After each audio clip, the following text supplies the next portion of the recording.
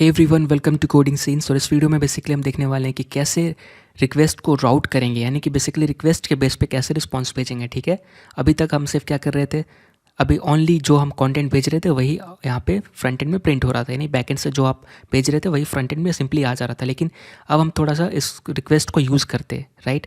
हमने क्या देखा था, यहाँ पे हम रिक्वेस्ट डॉट मेथड यूज़ कर सकते हो, हेडर यूज़ कर सकते हैं और यूआरएल यूज़ कर सकते हैं। तो हम यहाँ पे रिक्वेस्ट डॉट यूआरएल वाले डेटा को यूज़ करते हैं। तो मैं यहाँ पे यूआरएल नाम का एक वेरिएबल बनाता हूँ कॉन्स्ट यूज़ करके, और मैं इस रिक्वेस्ट ऑब्जेक्ट के ऊपर यूआरएल कॉल करूँगा, जिससे कि मुझे यूआरएल का इन्फॉर्मेशन मिल जाएगा।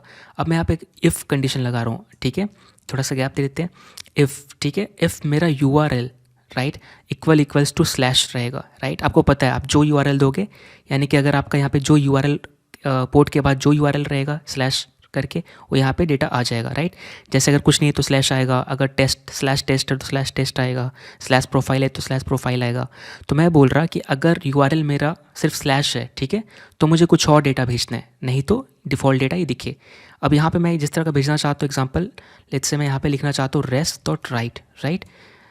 और मैं यहाँ पे बेसिकली स्टार्ट कर रहा हूँ एक HTML, ठीक है, नॉर्मल सा। और मुझे यहाँ पे हेडर सेट करने की ज़रूरत नहीं, ठीक है। तो मैं यहाँ पे HTML शुरू कर रहा हूँ। इस लाइन में सिर्फ HTML रहेगा स्टार्टिंग, ठीक है। और यहाँ पर res डॉट राइट, यहाँ पे HTML ख़त्म हो रहा है, ठीक है। इसके बीच में मुझे लिखना है कुछ। अब यहाँ पे मैं क्या लिखूँगा, सिंपल वही चीज़, हेड टाइटल, ठीक है। तो रेस्ट डॉट राइट, और यहाँ पे मैं ये चीज़ पेस्ट कर लेता हूँ, है ना। ये ऑलरेडी मैंने इसके लिए लिखा है। तो बेसिकली ये हेडर नहीं रहेगा, यहाँ पे हेड टैग रहेगा, ठीक है। लास्ट चीज़ में, लास्ट वाले वीडियो में मैंने मिस्टेक की थी, तो ये हेड टैग रहेगा, राइट। अब यहाँ पे मैं क्या करूँगा, रेस्ट डॉट राइट, और यहाँ बॉडी शुरू होगी। अब यहाँ बॉडी में मैं कुछ नॉर्मल प्रिंट नहीं करना चाहता, आप कुछ भी भेज सकते हो। तो मैं यहाँ पे क्या भेजना चाहूँगा, यहाँ एक फॉर्म भेजना चाहूँगा, ठीक है। एक फॉर्म रहेगा, फॉर्म शुरू हुआ बंद हुआ, ठीक है। अब फॉर्म के ऊपर एक्शन रहेगा, ठीक है। एक्शन मतलब बेसिकली किसको डेटा भेजना है, ठीक है। तो मैं यहाँ पे बेसिकली ये डबल यूज़ कर रहा हूँ, राइट।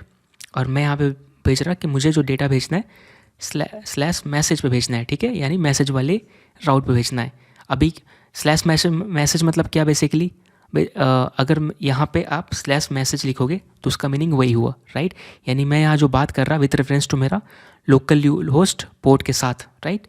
तो अगर मैं स्लैश मैसेज बोल रहा मतलब क्या, लोकल होस्ट 3000 पोर्ट के बाद स्लैश मैसेज, उस पर डेटा जाना चाहिए, ठीक है। अब इसके अंदर मैं एक नॉर्मल सा इनपुट कर रहा, आपको पता है नॉर्मल HTML फॉर्म है, ठीक है। एक चीज़ जो और मिस हो गया यहाँ पे, क्या आपको यहाँ पे मेथड बतानी पड़ेगी, राइट। तो यहाँ पे मेथड बेसिकली कुछ ही है, जिसमें से कि मोस्ट इंपॉर्टेंट क्या है, पोस्ट और गेट है, राइट। तो गेट में बेसिकली क्या होता है, अगर आप किसी यूआरएल पे क्लिक करते हो तो गेट होता है, या बेसिकली कहीं लिंक को एक्सेस करते हो। पोस्ट में बेसिकली क्या, यूजिंग फॉर्म भेजते हो, है ना। और दूसरा वे भी है यूजिंग जावास्क्रिप्ट, जो आपको पता है। लेकिन यहाँ पे आप जब भी फॉर्म यूज़ करते हो तो क्या, अगर डेटा भेजना है किसी पेज पे तो मोस्टली पोस्ट यूज़ करते हो, है ना। तो मैं यहाँ पे पोस्ट यूज़ कर रहा हूँ। अब यहाँ पे एक नॉर्मल सा इनपुट अटैच कर रहा है, यहाँ पे इनपुट टाइप क्या रहेगा, इसका टेक्स्ट रहेगा, ठीक है। सो इनपुट टाइप टेक्स्ट, और यहाँ पे मैं इस इनपुट को किस नाम से एक्सेस करना चाहता हूँ उसको नेम देना रहेगा। यहाँ पे लेट्स से मैं दे दे रहा माई मैसेज, ऐसे मैंने नाम दे दिया, आप कुछ भी दे सकते हो, ठीक है। तो ये मेरा फॉर्म रेडी हो गया। इसके अंदर एक सबमिट बटन भी ऐड कर देते हैं। सो बटन, ठीक है, जिसका टाइप रहेगा सबमिट, ठीक है। और बेसिकली जिससे अपना फॉर्म सबमिट हो जाएगा, और मैंने इसका नाम दे दिया, है ना। ये दिखने में थोड़ा अजीब लग रहा है, लेकिन हाँ बेसिकली ये नॉर्मल सा, अगर मैं इसको लाइन में ब्रेक करूँ नहीं कर सकता क्योंकि ये अलग पढ़ने लगता है, तो ये इतना ही सही रखते हैं। तो बेसिकली ये मेरा फॉर्म है बॉडी के अंदर, और ये कब मिलेगा, जब आप होम पेज पे रहोगे, यानी स्लैश कुछ भी नहीं रहेगा तो अब यहाँ पे मुझे क्या करना पड़ेगा, मुझे यहाँ पे ये मेरा रिस्पांस ख़त्म हो गया, राइट, यहाँ तक तो मुझे भेजना है। तो मैं क्या करूँगा, रिस्पांस डॉट एंड। अब आपने पिछले वीडियो में क्या पढ़ा कि रिस्पांस डॉट एंड के बाद कुछ भी नहीं लिखना है, तो लेकिन इफ़ कंडीशन के बाद नीचे वाला एग्जीक्यूट हो जाएगा, राइट। तो यहाँ पे मुझे रिटर्न करना पड़ेगा, ठीक है। ये रिटर्न किससे करेगा, इस फंक्शन से।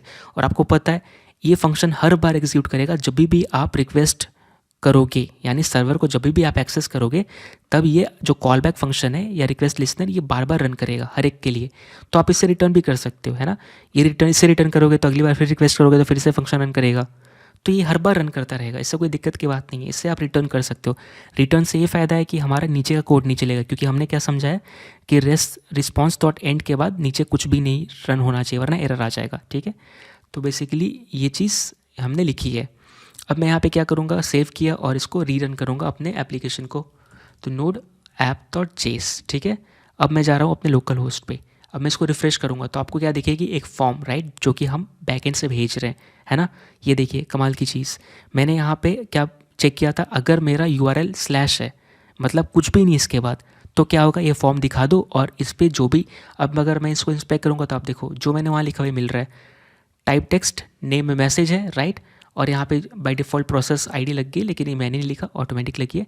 यहाँ पे बटन टाइप और ये लगी है, राइट। ये बेसिकली कोई एक्सटेंशन है जो इस पर लगा रहा है, लेकिन हमने जो डेटा भेजा है वो यही चीज़ है, राइट। अब यहाँ पे स्लैश एक्शन किस पे है, स्लैश मैसेज पे, यानी कि जो फॉर्म का डेटा है वो भेज दो इस पेज पे, स्लैश मैसेज वाले राउट पे भेज दो या पेज पे। राउट मतलब बेसिकली क्या, पेज, राइट। अब मैं यहाँ पे लेट्स से रोहित लिख के सबमिट करूँगा, तो ये सबमिट करने पे कुछ होगा नहीं, बस यही है कि बेसिकली ये डेटा स्लैश मैसेज पे जाएगा, ठीक है। और जैसे ही स्लैश मैसेज पे जाएगा मतलब क्या, ये सर्वर को रिक्वेस्ट जाएगी स्लैश मैसेज करके, यानी कि बेसिकली ये स्लैश मैसेज करके हिट होगा, राइट, उस पर डेटा जाने वाला है। और ये डेटा बेसिकली ये वापस जब रिक्वेस्ट रन होगी तो ये वाला कंडीशन मैच नहीं करेगा, क्यों, क्योंकि यूआरएल अब स्लैश मैसेज आएगी, है ना, स्लैश नहीं आएगा। इसका मतलब ये ब्लॉक नहीं रन करेगा, अपने को नॉर्मल ब्लॉक दिख जाएगा, हेलो फ्रॉम नोड जेएस, यही होना चाहिए। मैं सबमिट करूँगा तो ये देखिए हेलो फ्रॉम नोड जेएस, क्यों, क्योंकि अभी आप देखोगे स्लैश मैसेज करके एक रिक्वेस्ट गया है ना, ये चीज़, ये देखिए, है ना, रिक्वेस्ट गई। और क्योंकि रिक्वेस्ट डॉट यूआरएल मैच नहीं किया यहाँ पे, तो ये चीज़ रन हो गया। सो ये सिंपल सा था, राइट, कि आप किस तरह राउट कर सकते हो, रिक्वेस्ट का यूआरएल पढ़ के डिफरेंट डिफरेंट डेटा दिखा सकते हो, है ना। तो ये नॉर्मल सा चीज़ है। यहाँ पे समझने वाली और एक बात है कि मैंने यहाँ पे रिटर्न सिर्फ इसलिए लगाया ताकि नीचे का कोड रन नहीं हो, क्यों, क्योंकि मैं इफ़ के बेस पे रन कर रहा, वरना मैं यहाँ पे एल्स लगा देता, एल्स से भी हो जाता, फिर मेरे को रिटर्न करने की ज़रूरत नहीं थी, राइट। लेकिन अगर मैं एल्स कंडीशन यूज़ नहीं करना चाहता तो मैं रिटर्न करूँगा, और इस फंक्शन से आप रिटर्न कर सकते हो कितने बार भी, क्योंकि ये फंक्शन हर बार नया नया रन होता है, राइट। तो आपने देखा कि कैसे काम कर रहा है ना। और अगर मैं मैसेज पे क्लिक करूं और पेलोड पे क्लिक करूं तो ये देखिए, राइट, जो मेरा नेम है, राइट, जो मैंने यहाँ फॉर्म का जो नेम प्रॉपर्टी है उस पर जो मैंने डेटा रखा था, आप देखो ये कैसे यहाँ पे जा रहा है, right. So form data post हो रहा है किसको, स्लैश मैसेज वाले राउट को, राइट। और बेसिकली ये जो भी पेजेस है फ्रंट एंड में नहीं है, सब बैक एंड से आ रही है, राइट, फ्रंट एंड में कुछ भी नहीं है। यानी स्लैश मैसेज कहाँ पे है, ये बैक एंड में पेज है उसको भेज रहा है कि भाई स्लैश मैसेज को मैंने आपके राउट को डेटा भेजा है, यानी आपके पेज को डेटा भेजा है, ठीक है। सो आई होप आपको वीडियो समझ में आई होगी। मिलते हैं अगले वीडियो में, थैंक यू सो मच।